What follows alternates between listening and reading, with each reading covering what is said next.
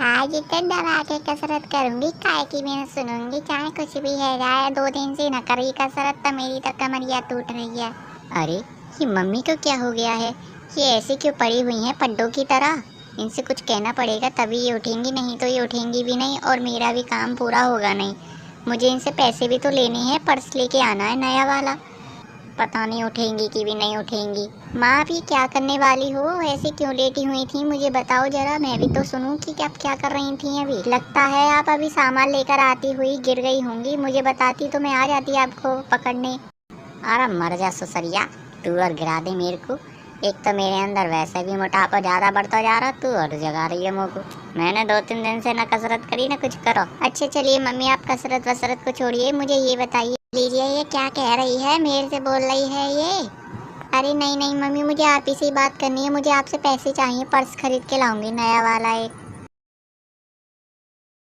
मेरे पास एक था तो वो फट गया, इसीलिए मैं मांग रही हूँ पैसे, नहीं तो मैं आपसे मांगती नहीं, ऐसे मैं क्यों मांगूंगी भला। कल मेरा स्कूल टूल पे जा रहा है ना, इसीलिए चाहिए मुझे। अब आप जल्दी से निकालिए अपनी तिजोरी से। अरे अरे बेटी मेरे पास नहीं है एक भी रुपया, मैं नहीं दे सकती हूँ तुझे एक भी रुपया। मैं कहाँ से लाऊंगी तेरे लिए रोज रोज रोज नए नए पर्सों के लिए पैसे, जो है उसी से काम चला ले चल। अगर मम्मी आपने मुझे पैसे नहीं दिए तो मैं 3-4 दिनों तक खाना भी नहीं खाऊंगी। अच्छा चल चल कमरे में मैं तुझे वहीं दे देती हूँ, तू तो परेशान करती रहेगी। ठीक है मम्मी मैं आपके साथ चलती हूँ, मुझे भी लेके चलिए, मैं भी देखती हूँ आपकी तिजोरी कहाँ है। इतना कहकर वह अपने कमरे में ले जाती है और अपनी तिजोरी में से उसे पासबुक लाके दे देती है। वह तिजोरी से पासबुक उसको निकालकर हाथ में दे देती है और वह हाथ में रखकर बड़ी ही खुश होती है। वह बेचारी इतना डांस कर रही थी कि जैसे कि मानो उसे एक आलू के पराठे खाने को अब मिल रहे हों। नाचे मत, गिर जाएगी नहीं तो हड्डी टूटेगी तेरी सारी। क्या आप भी अपने माता पिता से ऐसे ही जिद करते हैं पैसे मांगने के लिए? यदि हाँ तो आप कमेंट सेक्शन में मुझे ज़रूर बताइएगा। आपको वीडियो कैसी लगी कमेंट सेक्शन में ज़रूर बताएं और वीडियो अच्छी लगी हो तो वीडियो को लाइक कीजिएगा और चैनल पर नए हैं तो चैनल को सब्सक्राइब कीजिएगा। ऐसी ही और अच्छी से अच्छी वीडियो को देखने के लिए मिलते हैं अगली वीडियो में, तब तक के लिए जय हिंद जय भारत। जल्दबाजी से देरी भली। मोहिनी अपने पति सूरज को अपनी माँ के घर ले जाती है। वह बड़ी ही खुश होती है अपने घर जाने के लिए।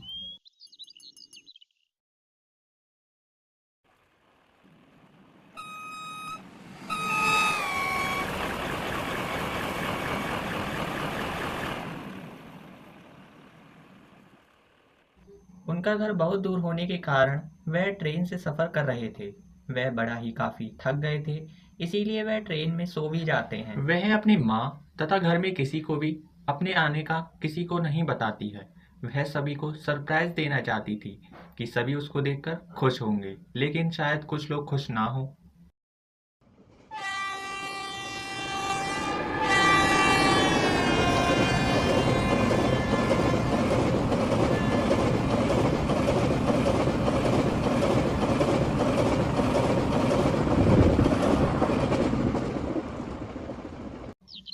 मोहिनी अपनी माँ के घर पहुँचने ही वाली थी। थोड़ी सी देर और थी, वह पैदल ही पैदल अब जाने लगे थे। मोहिनी अब अपने घर में पहुँच चुकी थी। वह बहुत ही थक गई थी। वह बड़े ही धीरे कदमों के साथ चलने लग रही थी क्योंकि उनका सूटकेस बहुत ज़्यादा भारी था। उसका पति बड़ा ही निकम्मा था। अरे दीदी आप आ गई, हमें क्यों नहीं बताया आपने, आप आने वाली हो, नहीं तो हम आपके लिए पहले से तैयारी करके रखते। चल चल कम बोल, जितनी है उतनी रह ले, तेरे को बताने की जरूरत नहीं। अच्छा दीदी मत बताइए, ये बताइए आपको खाने में क्या खाना है, मैं बनाती हूँ आपके लिए गर्मा गर्म खाना पीना। तू क्या मेरी माँ है कि तुझे सारी बातें बता दूँ? चल जा यहाँ से, मेरे को अपना काम करने दे। घर में आई हूँ, बैठने भी नहीं दे रही है, बदतमीज छोटी कहीं की। वैसे दीदी कितने दिनों के लिए आई हो आप हमारे घर में रहने के लिए, इतना समय लगाओगी, बता तो दो ही हमें ये तो। वैसे तेरे आने से पहले ये मेरा ही घर था। तू कम बोला कर बदतमीज, शर्म नहीं आती है? बड़ों से कैसी बातें करते हैं? ऐसे पूछ रही है कितने दिनों के लिए आई हूँ। मेरा सूटकेस देख कितना भारी है, उसी के हिसाब से समझ ले कितने दिन के लिए आई हूँ। मोहिनी अपना सूटकेस दिखाती है। आइए आइए अंदर आइए, मैं बातें बाद में करूंगी आपके लिए, पहले चाय वाय बना के रख देती हूँ, चलिए अंदर। चल चल, मैं पीऊंगी तेरे हाथ की चाय, इतनी गंदे हाथों की। नहीं नहीं दीदी मैंने अभी अभी घर की सफाई की है और मेरे हाथ बहुत सफाई से साफ किए हैं, आप मेरे हाथ की चाय पियोगी ना तो चाट कर ले जाओगी चाय। चल चल, मुझे नहीं पीनी है तेरे हाथों की चाय, मैं तो मम्मी के हाथ की चाय पीऊंगी। मम्मी को बुला, चल यहाँ से जा, यहाँ से चल। वैसे आपको मेरा सूट कैसा लग रहा है? मैंने आज ही खरीदा है ऑनलाइन, बड़ा ही अच्छा लग रहा है ना? वैसे बताइए आप, हमें 2000 रुपये का लिया है, बहुत बढ़िया। चल चल, जो तूने ये कपड़े पहने हैं ना, ये मेरे घर में नौकर पहन रहे हैं और इससे थोड़े से 2-3 कर्टन भी बनना है मेरे घर में। ऐसे कोई नहीं पहनता है हमारे घर में सूट वगैरह, ये तो लेटरिन साफ करने के काम आता है हमारे घर में। मोहिनी अपनी भाभी की बेइज्जती करके वहां से चली जाती है और बेचारी उसकी भाभी वहां पर खड़ी खड़ी बड़े ही दुखी मन से शीशे को निहारती है। चलो कोई बात नहीं, दीदी का तो स्वभाव ही है ऐसा बोलना, मुझे बुरा नहीं लगाना चाहिए। वैसे घर में कोई आलू और टमाटर तो है नहीं है, चलो मैं बाजार से लेने चली जाती हूँ।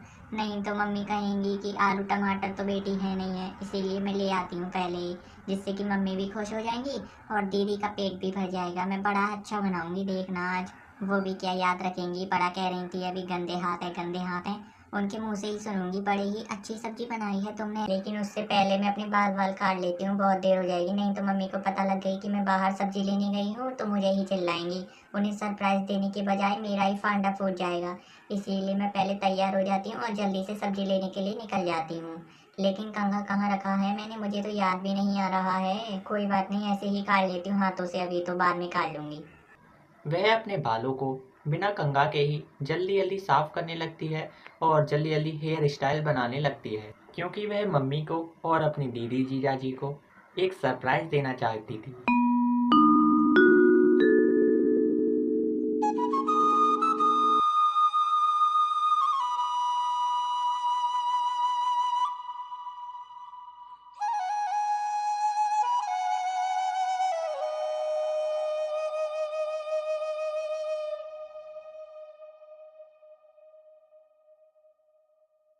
अरे बेटी, तूने मुझको बताई क्यों ना कि तू आने वाली है? नहीं तो मैं तो पूरे रेलवे स्टेशन पे लेने आ जाती।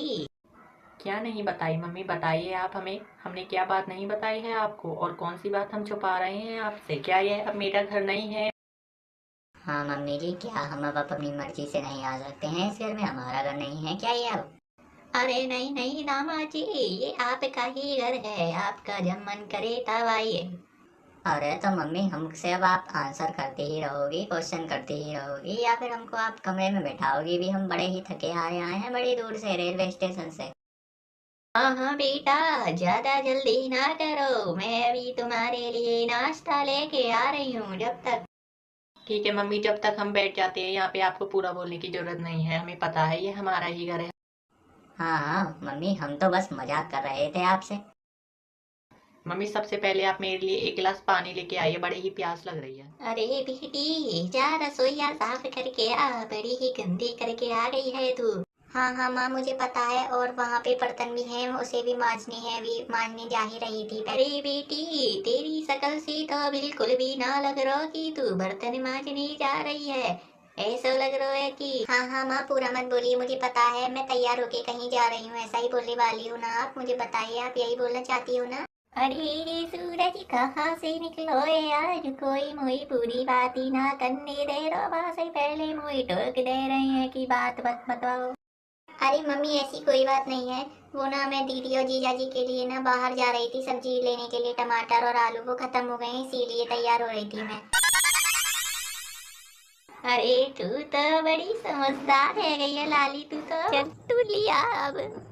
वैसे माँ, आपकी आवाज़ को क्या हो गया है? ये ऐसी बदलती क्यों जा रही है? कभी मोटी हो रही है, कभी पतली, क्या खाती जा रही हो आप? अरे बेटी, कुछ ना खाया मैंने, मैं तो केवल एक दारू की बोतल पी ली रात में। क्या मम्मी, आप दारू भी पीती हो? मुझे नहीं पता था कि आप दारू को भी छूती हो, नहीं तो मैं इस घर में शादी भी नहीं करती। अरे बेटी, कहाँ करूँ, अब छोड़ दूंगी 2-4 दिन बाद, अब क्या करूँ, पी रही हूँ, मेरी लत लग गई है, जाके जालिए पी रही हूँ, नहीं तो पीती ना। हाँ मम्मी, इसे छोड़ दीजिए, चलो अब मैं जाती हूँ, बर्तन वगैरह और रसोई को साफ कर देती हूँ, फिर मैं दीदी और जीजा जी के लिए खाना बनाती हूँ बढ़िया वाला स्वादिष्ट। वहाँ से टमाटर और सब्जी भी तो लेके आनी है, इसीलिए। इतना कहकर वह वहाँ से रसोई की ओर निकल जाती है। उसे क्योंकि रसोई की भी सफाई करनी थी, सबसे पहले वह वहाँ के सभी बर्तनों को अच्छे से मजबूती के साथ बहुत सारे बर्तनों के ढेर को मांज देती है। वह बड़े ही थक जाती है, उसकी गति बड़े ही धीमी हो जाती है बर्तन मांजने के समय में। चलो चलो जल्दी से बर्तन मांज लेती हूँ, इसके बाद मैं कपड़ा लेके आऊँगी, उससे कपड़े से सफाई करूँगी इस रसोई की जल्दी जल्दी, पहले इसे तो मांज लूँ। बर्तन मांजने के तुरंत बाद ही वह एक नया कपड़ा लेकर रसोई की जल्दी जल्दी सफाई को करती है। वह घड़ी को देखती रहती है कि जल्दी से टाइम ना निकल जाए।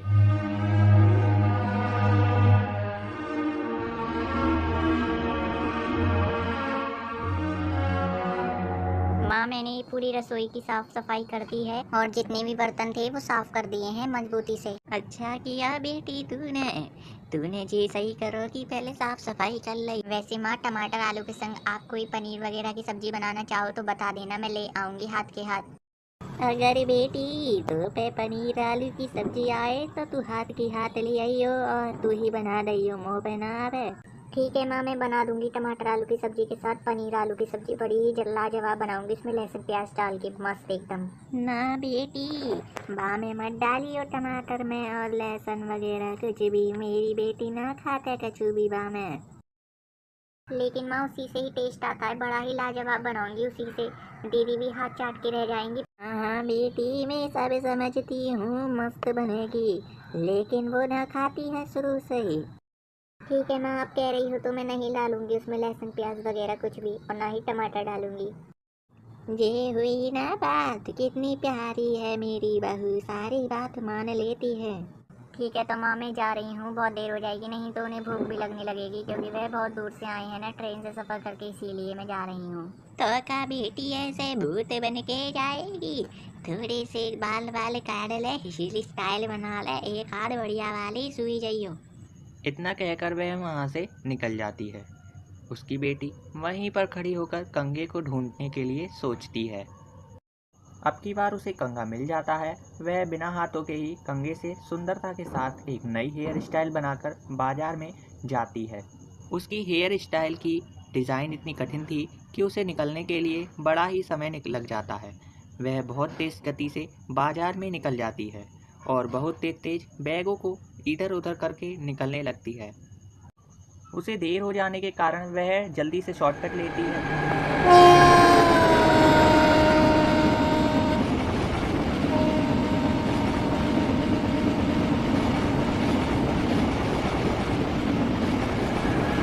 जल्दबाजी के कारण ट्रेन उसके 3 टुकड़े करके वहाँ से निकल जाती है और ट्रेन वाले उसे रोककर देखते भी नहीं हैं। वहाँ पर इतना सन्नाटा था कि उसे देखने वाला वहाँ पर कोई भी नहीं आ रहा था।